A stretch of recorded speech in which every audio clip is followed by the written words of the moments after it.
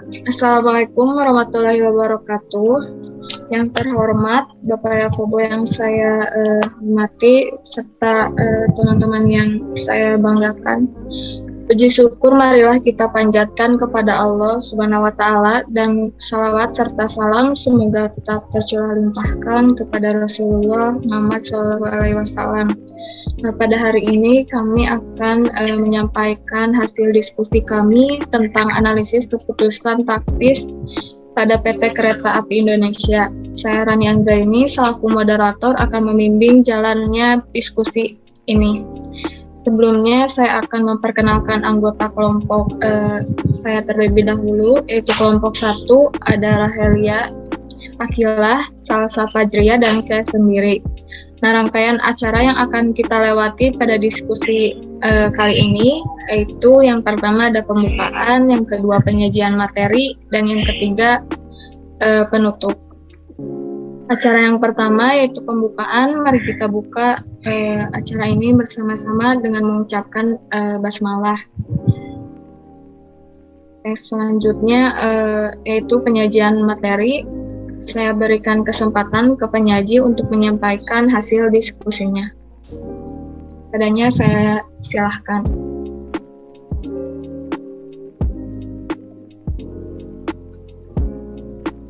Baik, terima kasih kepada moderator.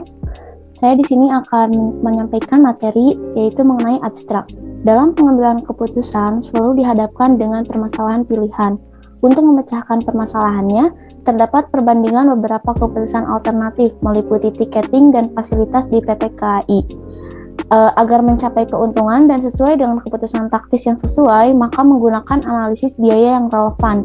PT KAI ini atau Persero, PT Kereta Api Indonesia yang bertujuan untuk mengangkut penumpang sesuai dengan tujuan yang mereka pilih.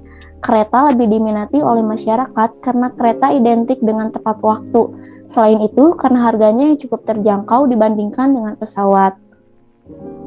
Selanjutnya yaitu ada pendahuluan. PT KAI atau PT Kereta Api Indonesia berdiri pada tanggal 17 Juni 1864 di Indonesia. Tahun 1869, angkutan tram diperkenalkan oleh perusahaan BTM untuk warga Batavia sebagai sarana penariknya berupa hewan kuda. Untuk pembangunan jalur kereta api Indonesia dilakukan di Sulawesi Selatan di bulan Juli tahun 1922 sampai dengan 1930, namun dominan dilakukan di Kalimantan dan Sulawesi.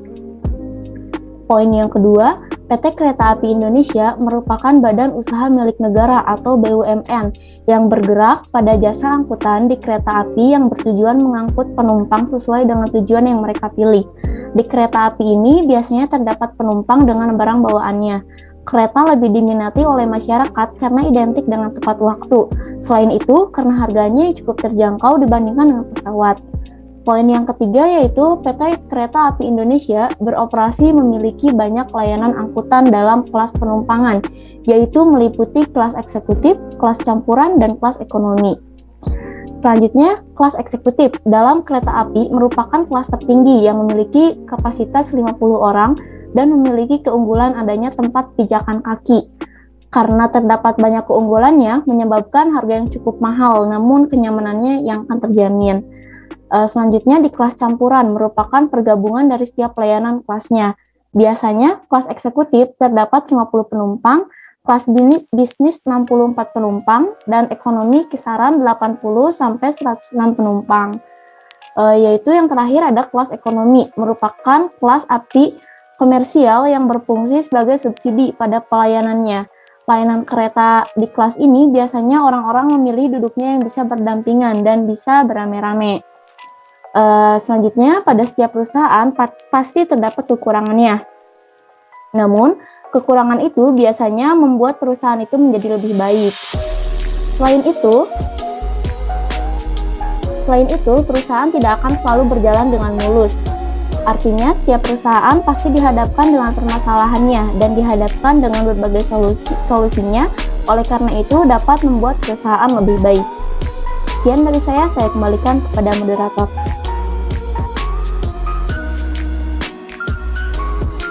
Baik, terima kasih materi selanjutnya yaitu akan disampaikan oleh saya sendiri.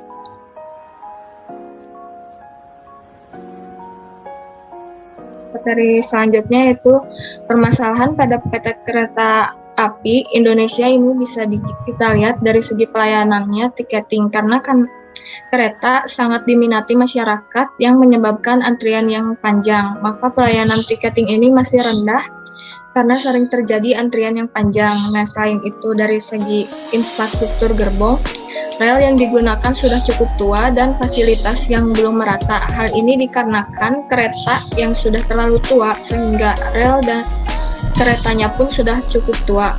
Berbagai dari permasalahan ini masih perlu untuk lebih diperhatikan karena menyangkut kenyamanan para penumpang. Nah, adapun pertimbangan yang PT KAI tawarkan yaitu dalam hal ini PT KAI mengambil pertimbangan yaitu jika biaya untuk bahan baku gerbong lebih murah bisa dilakukan dengan membuat sendiri. Keputusan yang diambil yaitu membuat dengan tidak memasok dari pihak luar. Nah, jika untuk bahan baku gerbong lebih mahal bisa dilakukan dengan kita menjaga atau memelihara mesin-mesin yang sudah tua sesering mungkin untuk dicek agar bisa tetap dioperasionalkan. Next. Nah, adapun alternatif penyelesaiannya yaitu berdasarkan hasil pengidentifikasian permasalahan sebelumnya, pada pembahasan ini kelompok kami mengidentifikasi beberapa alternatif permasalahan yang dihadapi oleh PT Kereta Api Indonesia, yaitu tiketing membuka program e-tiket agar tidak mengalami antrian. Namun tidak semua bisa mengaksesnya seperti halnya di aplikasi KAI Akses yang merupakan aplikasi resmi dari PT Kereta Api Persero, hanya bisa diakses oleh beberapa gadget tertentu, dikarenakan masih ada yang belum support akan aplikasi KAI Akses ini, dan masih banyak kekurangan seperti sering terjadi error dikala akan memesan tiket. Nah, solusinya yaitu dengan mengembangkan teknisnya agar bisa diakses oleh semua jenis gadget dan juga melakukan promosi serta sosialisasi ke masyarakat agar mereka mengetahui adanya program e-tiket ini yang akan lebih memudahkan untuk memesan tiket sebelum keberangkatan. Nah, yang kedua yaitu ada rel. Rel merupakan masalah yang vital. Rel dan gerbong seharusnya secepatnya diganti sesuai dengan standar internasional dan harus melakukan pemeriksaan terus-menerus untuk meminimalisir kecelakaan yang terjadi akibat rel dan gerbong. Namun, jika terdapat dana yang lebih, sebaiknya PT KAI ini memperbaiki fasilitas yang ada di stasiun menjadi lebih lengkap agar memudahkan penumpang dan juga tentunya kenyamanan bagi para penumpang. Mungkin itu saja materi dari saya. Selanjutnya saya berikan kepada pemateri selanjutnya. Silahkan. Baik, terima kasih kepada moderator yang telah memberikan saya kesempatan untuk memaparkan materi. Di sini saya akan memaparkan mengenai identifikasi biaya. Berikut data yang telah kami kumpulkan dan analisis. Yang pertama ada bahan baku. Yang pertama ada plat. Total keseluruhannya ada 99.971.650.984 rupiah. Yang kedua kabel, kawat, dan rubber. Total keseluruhannya ada 83.309.709.153 rupiah.